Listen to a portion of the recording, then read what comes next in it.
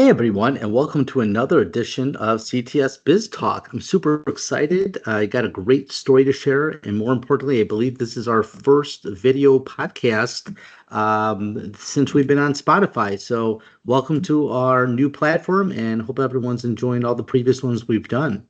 So, today's topic is going to be not all MSPs are the same. For those who don't know, MSP stands for Managed Service Provider. So that's what CTS is. We're an IT managed service provider.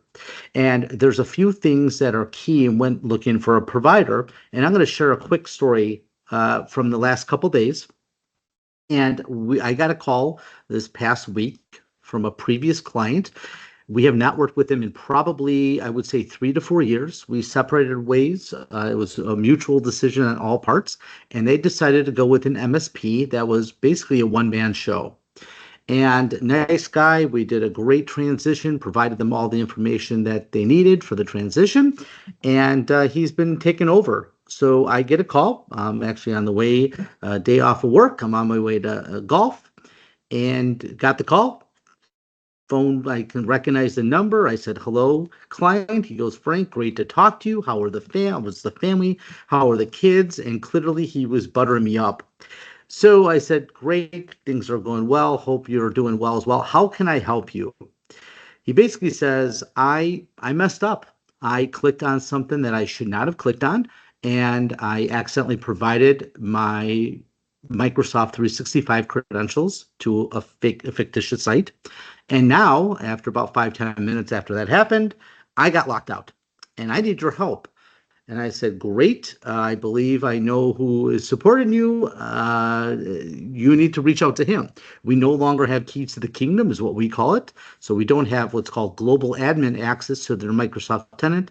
I couldn't change your password and assist you even if I wanted to. And the gentleman was very nice about it. He's like, I totally understand. The issue is that he's on vacation and he is unavailable. To which I nicely said, well, again, there's nothing I can do about it. And he said, well, all you IT guys are the same, and I'm sure you can hack in and change it. I said, unfortunately, I can't. So you're going to have to get a hold of him. And this reminded me of something I talked about years ago, that not all MSPs are the same. And you need to, when you're picking an MSP to work with, this needs to be your valued, trusted partner with all your technology needs. And, one of the stories, obviously, the story is, you need to think about the depth of an organization. Are they a one-man show? Are they too big? There are some MSPs that are way too large for your small, mid-sized businesses, where they've got hundreds of employees. And there's so many layers that because of that, you're only going to get to talk to a level 1 tech, and then they are programmed just to help you with basic stuff. And after that point, they need to pass you off to the next level. And eventually, you hope to God that you get to somebody who can help you. And in those situations, if it's a dire situation and you need that escalated support, it may take several hours in some cases before you get to that. Also, some of those larger organizations have multiple layers of management. There's project management, and in the end, that's something that you're paying for, and it may not be something that you need. So when you're picking an MSP, make sure that you're picking the size of an organization that match your specific needs. Another thing I want to talk about is that some of the MSPs out there just don't understand the role. They believe that they're just an outsourced help desk. And a real MSP, in my mind, is someone who's proactive. They act as that virtual CIO. They understand exactly your business needs, your IT strategies, and they grow as you guys grow as well. So I'm talking about putting tools into place that is what's called proactive management and monitoring of all the critical systems.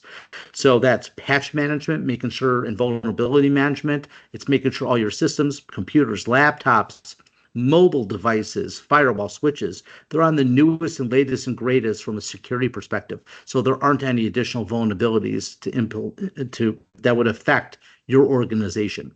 They're constantly pulling logs from critical systems, either server, your O365 Azure infrastructure, your firewall, and to basically see what's going on under the layer, something that a user is not going to say, hey, I noticed something's going on. But this is the kind of proactive network management that is critical to a system.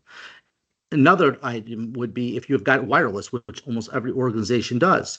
Is the wireless effective? Are there spots in the area where if employees and people or visitors are coming that there are low spots? If you are proactive and you're a managed service provider and you're doing your job, you're getting that feedback from your wireless controllers and you're making adjustments on the fly. You're also pulling logs from hardware and software to make sure that things are up to par. There's no signs of hardware loss, if there's poor performance, and you're actually pulling that stuff. So you're not just a break fix anymore, but you're actually doing exactly what you should be doing, wrapping your arms around an entire organization to make sure that they are the most effectively and efficient way of processing stuff and that they're the best that they can be. Also, another thing that I come across, especially when I'm meeting new clients, is what's included with an IT managed service provider's unlimited support plan. In some cases, projects are not included. We include our projects. So if we're doing a new rollout of some sort, say we're doing a server upgrade or we're doing a Windows 10 to 11 upgrade, deploying 10 or 15 new systems, we include that all in there. Another point to be looking at is what does after hour support look like? And are there exceptions? So we have a general rule, and we try to stick to it, that our unlimited support goes from 7:30 a.m. Central Time to 5:30 Central Time. Obviously, we have clients on the East Coast. We may have exceptions for those.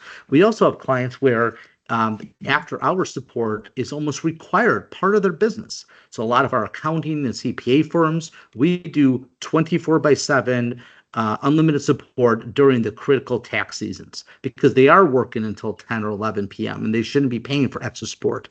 It's also include night and weekends. The other question we get is some MSPs don't do application web development. We're one of the few that do, and we have that in-house, and we provide that as a separate service. So our development efforts, whether it be an informational WordPress website or a large e-commerce website, or even a custom application solution, that's the kind of stuff that is out of scope from an IT manager perspective. Another item when you're looking at different MSPs is what are their SLAs or service level agreements and their response time.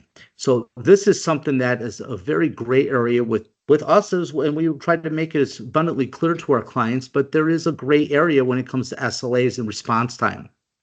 So for example, we guarantee our clients a 1 hour response time. That means if they cut a ticket, if they call the toll-free number, they send an email in, which will automatically generate a ticket, we are going to have a technician already working on that and taking it within the hour. So that doesn't mean that we're going to resolve it. That's a totally different situation. And then obviously with those SLAs, that's our response time. And some people, other MSPs will tell you what their response time is, and others don't. They will say, best case or whatever it may be. So that's a critical thing. We also, within our SLAs, we also have criticality. So people can cut by default, the medium ticket. There could be high or critical, which means all systems are down and no employees are able to work. So those are more critical ones. Those we're trying to get to within minutes in many cases. So what we try to establish is we have a 1 hour response time, and then we have target resolution times. So we can't guarantee you when we're going to solve an issue. No one can ever do that because you don't know what the issue is going to be. You don't know what root cause is going to be, the impact that's going on. So what we typically do is we assign target resolution times based on the criticality of the ticket. So let's say someone's printer is not working. Most of the times, if it's an individual printer, it's not a big deal. They'll create a ticket as a low priority. We try to resolve that, or our goal is to resolve that within 3 to 4 hours. If it is something like Outlook is failing or unable to check email for a single person, our target resolution time on something like that is 30 to 45 minutes. If it is a down critical situation, obviously the ticket our resolution time is, again, this is a tough one. It's as soon as possible. And in many cases, we will put things on hold and reprioritize our other client things for that critical situation. And our other clients understand that. Another piece to when you're picking up or looking to partner with an MSP is what is their mindset from a security perspective? And this is a big one. A lot of MSPs will do partnerships with other cybersecurity groups or security operations center. We have a partnership with an amazing security operations center where we're offsetting a lot of the heavy lift, the AI, the ingestion of all the logs to them, and then they will handle a lot of the triage stuff and simple stuff, and then gauge us when stuff is involved. So going back to what I just said, having a security first mindset is critical. Is your MS going to be enforcing or recommending security awareness training, which I'm going to go into another podcast in a week or two? But that's basically making sure that all the employees and contractors, anyone who touches any of your systems, are aware of the threats that are out there, the new tips and tricks that the malicious actors are trying to enforce. Are your is your MSP enforcing what's called multi-factor authentication, or MFA? That is a critical thing. So it's not just having a complex password anymore. Another item would be, how are they handling your backups and disaster recovery? So that's a huge piece. Are they helping you guys create documentation and creating a disaster recovery plan that would be extremely important to have in the event of something? So that's what I mean is, do you have a security first mindset MSP? The next big piece, and to me, this is the biggest thing, is your managed service provider, are you guys partnering in a strategic alliance that is going to act in your best interests? So are they engaged with your organization to the point in which they are using technology to make you guys more efficient, to increase sales, maybe bring more service SEO related stuff to the website and stuff like that? So in the end, the technology that is implemented with your organization should be in the end increasing your profit margins. That's the goal. It's not supposed to be hindering people. So are users able to use their CRM properly? Are they using an AI strategy that they're developing for you to utilize the tools and the solutions that are out there? So these are all the things that are really important when picking a managed service provider. I just thought it was kind of funny, the call that I recently got, and hopefully these are some interesting points if you're ever shopping around. So hopefully you guys have enjoyed this podcast. If you did, I appreciate if you like and share and subscribe. Hope everyone's doing well, and thank you for joining us for another edition of CTS Biz Talk. Take care.